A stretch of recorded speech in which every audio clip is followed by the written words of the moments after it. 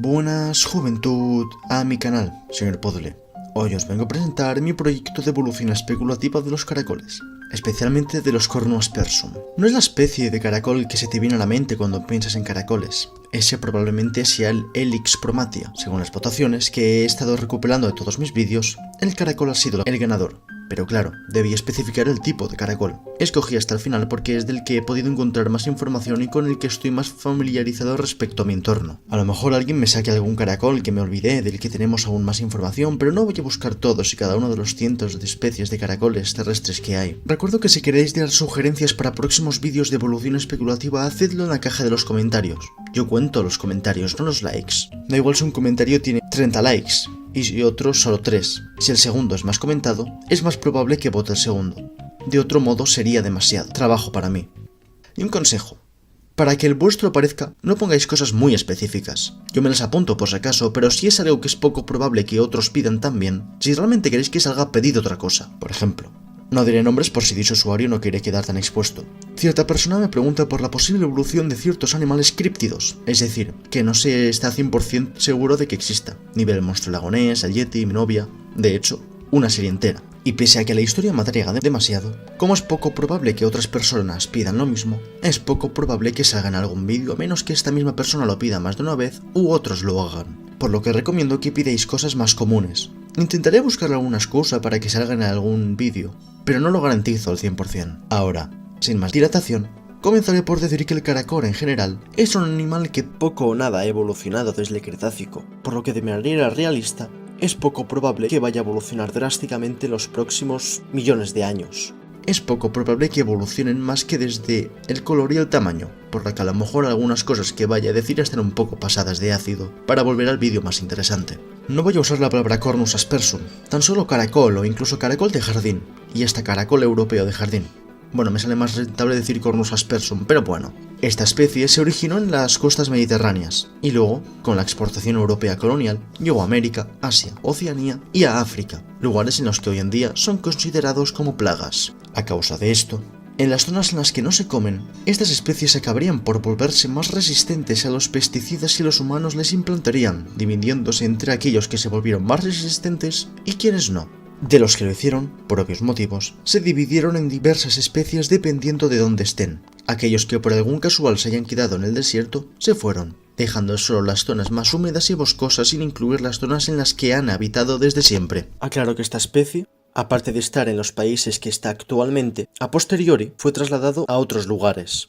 Estas serían las subespecies de la rama resistente a los pesticidas que se daría por esto: británico, báltico, atlántico, ruso, siberiano, papuano, centroafricano, malgache, norteamericano, centroamericano, sudoriental, amazónico, brasileño, danés, kamchatkano, puertorriquense, dominicano, turco, itálico, australiano, tasmanio, surneozelandés, norneozelandés e hindú. De los que no tuvieron que volverse resistentes a los pesticidas tenemos a los mediterráneos, chipriotas, chilenos, filipinos, javaneses, vietnamitas, florenses e indonesios. No obstante, debido al calentamiento global, aquí tenemos a los que no pasaron de estas etapas: bálticos, australianos, tasmanos, turcos y puertorriquenses. También los centroafricanos tuvieron una región, la cual era básicamente el Ecuador, en la que ya no se encontrarían más de ellos. Debido a la separación entre los del norte y los del sur, se dividieron evolutivamente entre el caracol de jardín sudanés y el zambiano. Los hindús, malgaches, esquirlenses y norneozelandeses redujeron su tamaño homogéneamente, pero no llegaron a perder territorio ni a extinguirse del todo. No obstante, los amazónicos sí que perdieron territorio del oeste. Por otro lado, debido a la fertilización de los polos por el calentamiento global, el norte de Siberia empezó a hacerse habitable para los caracoles de jardín siberianos, siendo los únicos que se beneficiaron de esto. La mayoría de las especies que se usaban en la gastronomía se habrían extinguido de no ser porque los humanos que se los comían los criaban en granjas para luego comérselos. En el caso de Chile, pese a cultivarse solo en Chile, luego se exportarían a Argentina, Uruguay y demás países que querrían añadirlo a su gastronomía. Curiosamente, esto provocó el mismo proceso en todas estas especies: aumento de tamaño y pérdida de melanina, dejando solo vivos a los que estaban en cautiverio. Debido al nuevo tráfico de caracoles, se empezaron a hacer cruces entre ellos como si fueran perros, y al final, tras miles de años de cruces, estas subespecies domésticas se homogeneizaron en una sola accidentalmente. ¿Os acordáis del cataclismo del que siempre doy la chapa en mis vídeos de evolución especulativa en el que os hago spam del vídeo de los ajolotes? Bueno, básicamente hubo un terremoto tal que partió México. Como podréis ver, no fue moco de pavo, y por eso la onda generó maremotos que inundaron a la costa atlántica del sur de Europa, la Atlántica africana del norte y a las islas polinesias y austronesias. Debido a los daños generados por esto, las granjas costeras de caracoles de las costas cántabras del norte de Francia, guineanas y del norte de las costas de prácticamente todas las islas de Indonesia sufrieron fugas de estas criaturas. Debido a que las últimas huellas del calentamiento global se estaban disipando, el nuevo tamaño de estos caracoles no fue un inconveniente tan grande. Sí, muchos murieron, sobre todo los más grandes y los más pequeños, sobreviviendo sobre todo los medianos, menos en Europa. Ahí no había una fauna tan peligrosa, por lo que la diversidad de tamaño era mayor. Ahora sí que se convirtieron en una verdadera plaga. Acabaron con muchos cultivos. De nuevo, unos pocos se volvieron resistentes a los pesticidas, generando de nuevo nuevas subespecies dependiendo de dónde estaban. Empezaron a expandirse. No importaba si eran cazados, nada era suficiente. Solo los indonesios tuvieron suerte, metiendo animales de caza externos para contrarrestar a los caracoles. Como os podréis imaginar, no fue una buena idea.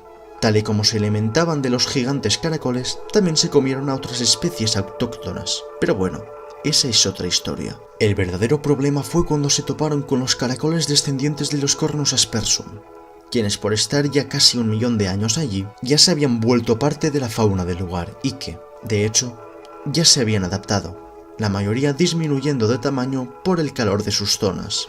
A causa de la diferencia de tamaño y por la competencia, erradicaron a los que ya estaban allí. También he de mencionar a los centroamericanos. Esta especie tiene una parte bastante importante de su territorio en lo que hoy llamamos México, pero por el cataclismo, de nuevo, se dividieron en dos.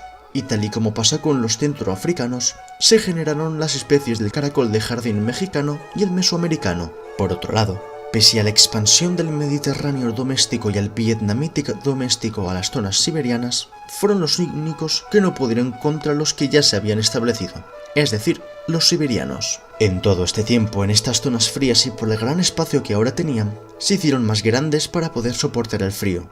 De hecho, para tener más grasa en su cuerpo, pasaron de ser herbívoros, solo alimentándose de plantas, a ser omnívoros, alimentándose tanto de plantas como de carne. Así pudieron aumentar de masa, aprovechando la inmensa cantidad de dientes que tenían en su boca, capaces de comer carne y adaptando su sistema digestivo para poder digerir esta. Al inicio pillaban la carne de la carroñería, y poco a poco, al aumentar de tamaño con la mayor ingesta de carne, pudieron alimentarse de cuerpos humanos que se perdían por el camino. Luego, al aumentar de peso y de ambición, con solo sus músculos abdominales no les servían para avanzar, por lo que una rama de esta especie desarrolló músculos dentro de ellos capaces de arrastrarse tal y como lo hacen las orugas de otras especies, retorciéndose para hacerlo. Así, empezaron a cazar animales más lentos.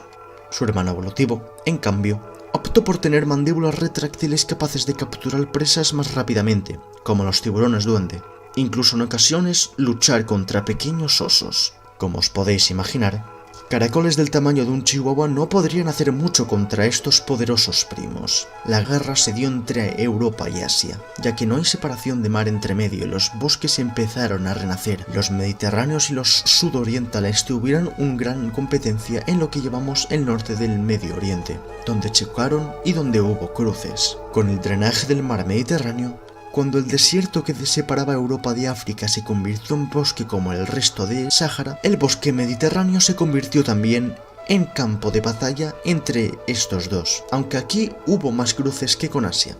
Se cree que porque tenían más cercanía genética, por lo que nos podemos encontrar a caracoles de jardín africanos en el sur de Europa y europeos en la selva sahariana. Los caracoles norneozelandeses y los surneozelandeses, al no tener ningún rival, mantuvieron su tamaño por el enanismo insular, pero prosperaron, cosa que para los humanos se tradujo en plagas, mientras las granjas de caracoles siguieron en funcionamiento.